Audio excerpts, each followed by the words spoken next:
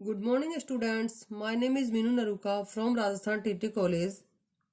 मैं BSc second year को pteridophytes, gymnosperm and palaeobotany जो कि बॉटनी का थर्ड पेपर है, उसमें मैं जो आपको टॉपिक पढ़ा रही हूँ वो टॉपिक है रिप्रोडक्शन इन स्लेजिनिला, जिसमें हमने पार्ट फर्स्ट में पढ़ा कि स्लेजिनिला में स्ट्रोब्लस का निर्माण होता है और किस प्रकार से होता है, लघु बीजाणुपर्ण और गुरु बीजाणुपर्ण के द्वारा होता है।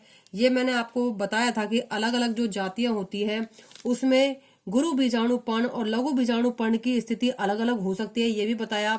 इसके अलावा मैंने आपको ये भी बताया कि जो होमोस्पोरस स्पीसीज होती है और हेटेरोस्पोरस जो स्पीसीज होती है उसमें भी अलग अलग प्रकार से स्ट्रोब्लस का निर्माण हो सकता है।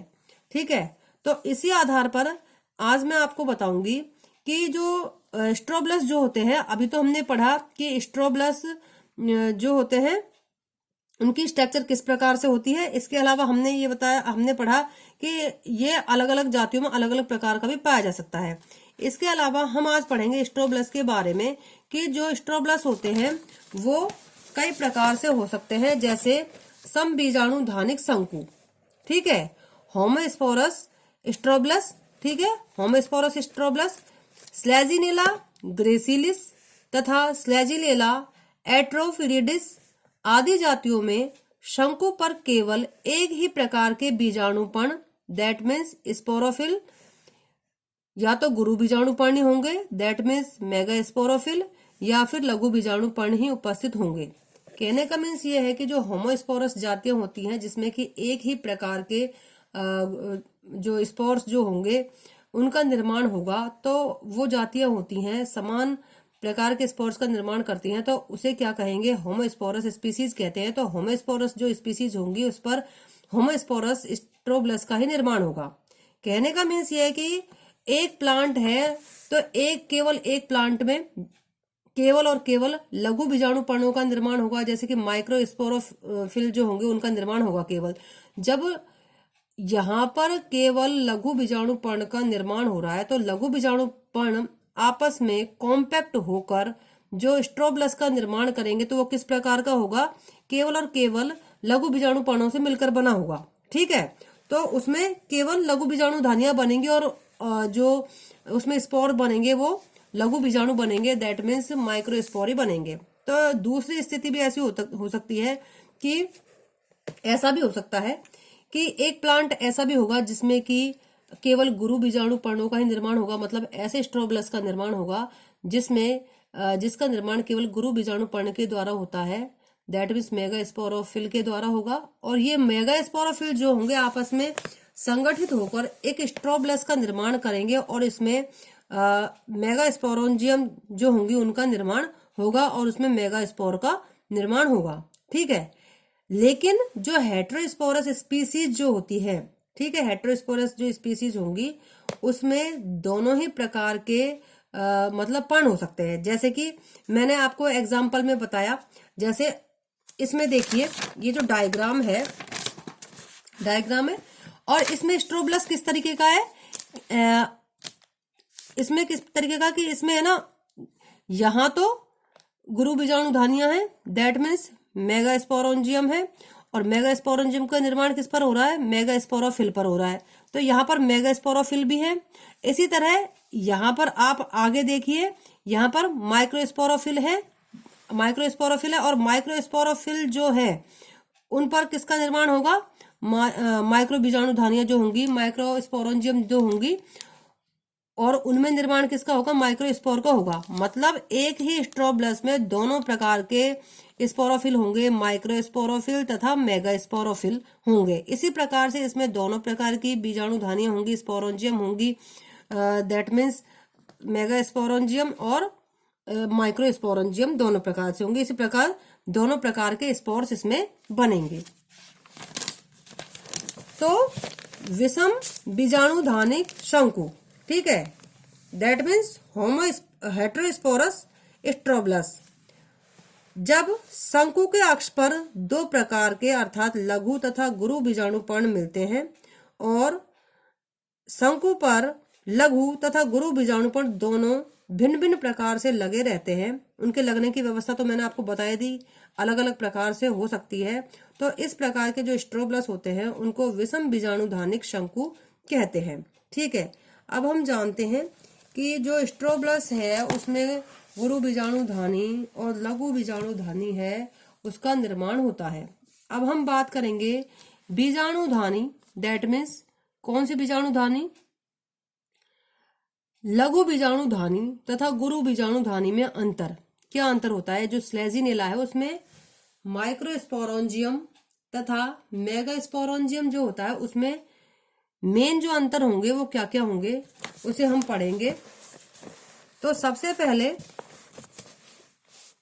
लघु बीजाणुधानी, दैट मीन्स माइक्रोस्पोरोंजियम, और गुरु बीजाणुधानी दैट मीन्स मेगास्पोरोंजियम। और अब हम इसमें अंतर पढ़ेंगे कि जो लघु बीजाणुधानी होती है उसकी बाहरी सतह समतल होती है। ठीक है, कैसी होगी? बाहरी सतह समतल होगी। और गुरु बीजाणुधानी की जो भित्ति होती है वो उभार युक्त होती है।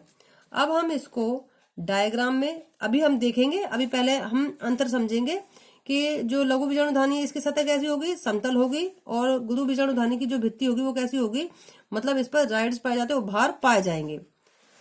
इसका आकार जो होता है, दैट मीन्स जो लघु बीजाणुधानी है उसका आकार कैसा होगा? या तो अंडाकार होगा या वृक्काकार होगा, दैट मीन्स किडनी लाइक। और अपने बड़े आकार के कारण यह एक पाली होती है, मतलब इसका आकार बड़ा होता है तो इसमें केवल एक ही पाली हो सकती है। ठीक है, एक ही पाली होगी, एक ही लॉब्ड पाई जाएगी। इसके अलावा गुरु बीजाणुधानी होती है, इसका आकार 4 पालियों युक्त होता है और अधिकतर एक गुरु बीजाणु उसमें स्थित होता है। मतलब जो गुरु बीजाणुधानी होती है, मेगास्पोरोंजियम जो होती है, उसमें 4 पालियों में ये डिवाइड रहती है। ठीक है, इसमें ये मतलब 4 इसमें लॉब्ड पाई जाती हैं और इसी कारण ये जो होगी इसमें प्रत्येक पाली में, प्रत्येक लॉब में एक गुरु बीजाणु मेगास्पोर स्थित होता है। अब देखिए यह आकार में कैसी होती है? छोटी होती है। जो लघु बीजाणुधानी होती है वो कैसी होती है? आकार में छोटी होगी।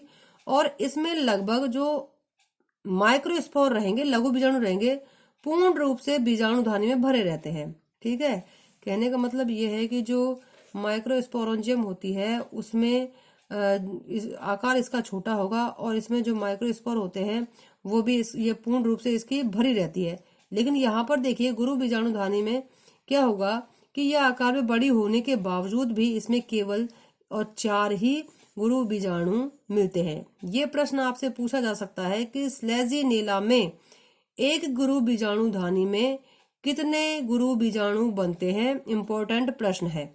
ठीक है, इसके बाद हम बात करेंगे कि ये किस तरीके की कलर की होती है। परिपक्व लघु बीजाणुधानी जो होती है पीले अथवा भूरे रंग की हो सकती है, जबकि परिपक्व गुरु बीजाणुधानी होती है वो सफेद और नारंगी रंग की होती है। ठीक है, अब हम इसके डायग्राम को देखेंगे।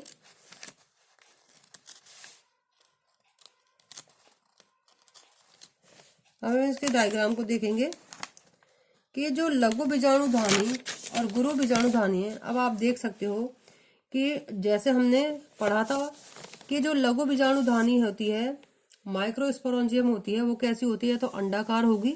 ठीक है, ओवल शेप्ड होगी। ठीक है, और ये बाहर से कैसी होती है? मतलब इसकी जो सतह होती है वो चिकनी होती है। ठीक है, इसके अलावा ये जो होती है ये पूर्ण रूप से भरी रहती है। ठीक है, अब आप इसमें देख सकते हो कि जो माइक्रोस्पोर है वो इसमें पूर्ण रूप से भरे हुए हैं। कहने का मतलब ये है कि स्लेजिनेला की जो लघु बीजाणुधानी जो होती है उसमें माइक्रोस्पोर की संख्या अधिक होगी। ठीक है, अब अगर हम बात करें